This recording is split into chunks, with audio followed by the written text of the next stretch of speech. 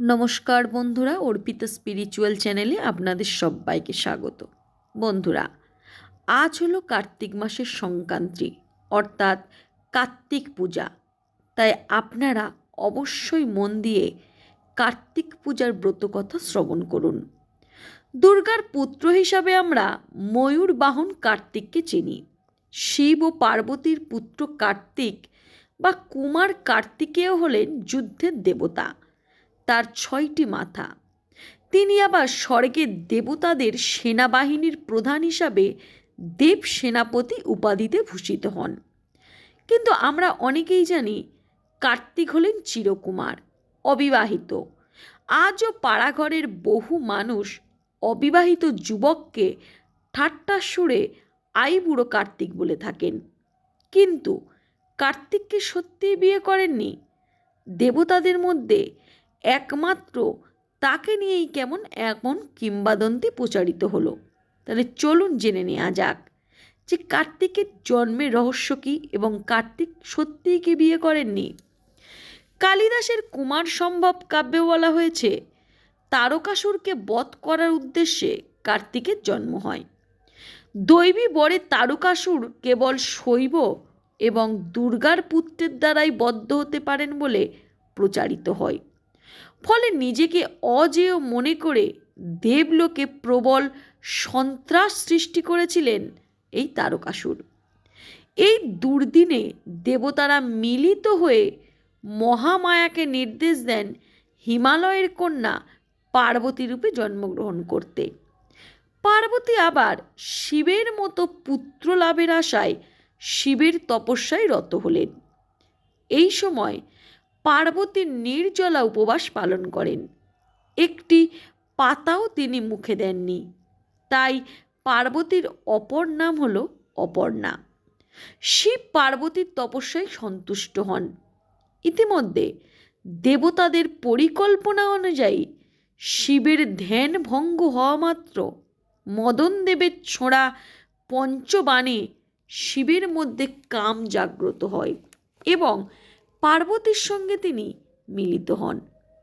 শিব ও শক্তি রূপিণী পার্বতীর মিলনের ফলে এক ভীষণ তেজদীপ্ত অগ্নিপিণ্ডের উৎপত্তি ঘটে, যার তেজ অগ্নিদেব গঙ্গা কেউ সহ্য করে না পেরে তাকে এক বনের মধ্যে 6 জন কীর্তিকার গর্ভে ভাগ করে দেয়া হয়। এরই ফলে 6টি মাথা বিশিষ্ট কার্তিকের জন্ম হয়। দেব সেনাপতি নিযুক্ত হয়ে 6 দিন ধরে যুদ্ধ করে তিনি তারকাসুরকে বধ করেন। যদিও এই কাহিনীরও এক বিশেষ বিশেষ রূপভেদ রয়েছে। কীর্তিকার গর্ভে জন্ম হয় বলে তার নাম হয় কার্তিক। স্কন্দ পুরাণে কার্তিকের বিস্তারিত বর্ণনা পাওয়া যায়। মহাভারতের কাহিনীতেও কার্তিককে স্কন্দ নামেই অভিহিত করা হয়েছে। যে 6 জন কীর্তিকার কাছে তিনি লালিত পালিত হয়েছিলেন তারা ছিলেন ঋষি পত্নী এবং কীর্তিকাদের সঙ্গে পূর্বপুরুষদের সম্পর্ক আছে সন্দেহ করে ঋষিরা তাদের তাড়িয়ে দেন। মায়ের সম্মান অর্জনের জন্য কার্তিক অনূর্ধ্ব 16 বছর বয়সী ছেলেমেয়েদের নানাবিধ অনিষ্ট করতে বলে এবং অপদেবতাদের গর্ভের ভ্রূণ নষ্ট করার আদেশ দেন। এমতো অবস্থায় সন্তানাদি না হওয়ার শোকে জর্জরিত হয়ে পড়েন মর্ত্যবাসী। এই সময়ই কার্তিকের পুজো করে পুত্র সন্তান প্রাপ্তির কথা প্রচারিত হয়। সন্তান কামনায় এবং সন্তানের মঙ্গল প্রার্থনায় কার্তিক সেই থেকেই ঘরে ঘরে পূজ্য হয়ে ওঠেন।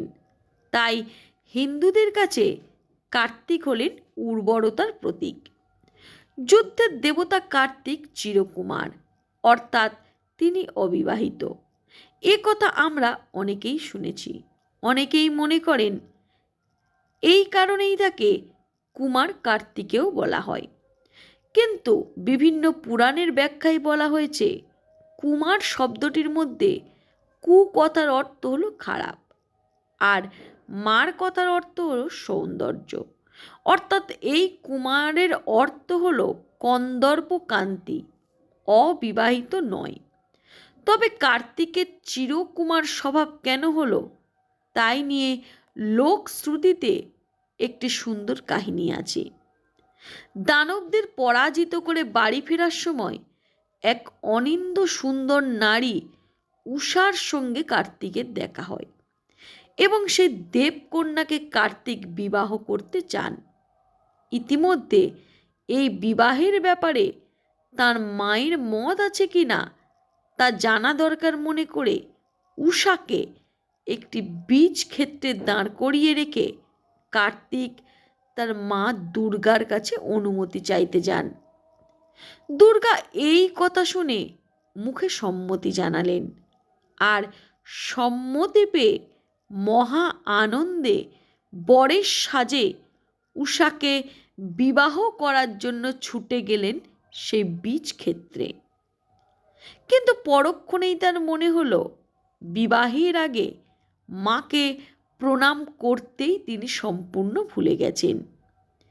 তাই আবার ফিরে এলেন তিনি তার মা দুর্গার কাছে প্রণাম করতে। আর তখনই তিনি দেখেন একটি আস্ত মহিষ কাঁচা কাঁচাই খেয়ে নিচ্ছেন তার মা। এই বীভৎস দৃশ্য দেখে কার্তিক বিস্মিত হলেন এবং দুর্গাকে এহেন আচরণের কারণ জিজ্ঞাসা করলে দুর্গা বলেন, কার্তিকের বিয়ের পর বউ ঘরে এলে তাকে যদি আর ভালো মতো খেতে না দেন তাই আগে ভাগে খেয়ে রাখছেন তিনি। এই কথা শুনে কার্তিক প্রতিজ্ঞা করেন তিনি আর কখনোই বিয়ে করবেন না। এদিকে কার্তিকের অপেক্ষায় উষা সেই বীজ ক্ষেত্রেই দাঁড়িয়ে থাকেন। কার্তিক আর বিয়ে করতে যাননি সেখানে। পরে যখন উষা সমস্ত ঘটনা জানতে পারেন তখন তিনিও প্রতিজ্ঞা করেন সেই বীজ ক্ষেত্রেই তিনি আজীবন অপেক্ষা করে থাকবেন। কার্তিকের প্রত্যাখ্যান সহ্য করতে না পেরে এই মুখ কারোর কাছে দেখাতে চান না তিনি। তাই তিনি ধান ক্ষেত্রে লুকিয়ে থাকতে চান। এই জন্য আজও কার্তিক মাসে আমন ধান ওঠে, আর মানুষের বিশ্বাসে এই আমন ধানের শীষই হল উষা। এরপর থেকেই কার্তিক এবং উষা উভয়েই অবিবাহিত থাকেন। আবার কোথাও কোথাও বলা হয়েছে যে কার্তিকের পত্নী হলেন ষষ্ঠী দেবী। স্কন্দ পুরাণে বলা আছে কার্তিকের দুই স্ত্রী রয়েছে। প্রথমজন ইন্দ্রের বোন দেবসেনা এবং দ্বিতীয়জন ভল্লী। দক্ষিণ ভারতে যাকে দেবসেনা রূপে কল্পনা করা হয় তাকেই পূর্ব ভারতে এবং বঙ্গদেশে দেবী ষষ্ঠীর সঙ্গে তুলনা করা হয়। কার্তিকের স্ত্রী ষষ্ঠী দেবী জন্ম ও জন্মসূত্রের দেবী এবং অন্যদিকে কার্তিকের যোদ্ধা মনোভাবের কারণে বলিষ্ঠ ও সুন্দর সন্তান পাবার আশায় কার্তিক পূজিত হয়। সন্তানহীন দম্পতিরা তাই কার্তিক মাসে এই পূজা করে থাকেন। ফলে কার্তিককে চিরকুমার বলার পিছনে যেমন জনশ্রুতি রয়েছে তেমনি বহু পুরাণে তার বিয়ের প্রসঙ্গও রয়েছে। তাই কার্তিকের কৌমার্য নিয়ে হিন্দু ধর্মাবলম্বীদের মধ্যে তো দ্বিমত থাকবেই। তো বন্ধুরা, আজকের আপনারা আমার এই ভিডিও থেকে জানতে পারলেন ভগবান কার্তিকের জন্মকাহিনী এবং তাকে চিরকুমার বা অবিবাহিত কেন বলা হয় বা আইবুড়ো নামে কেন তিনি আখ্যায়িত।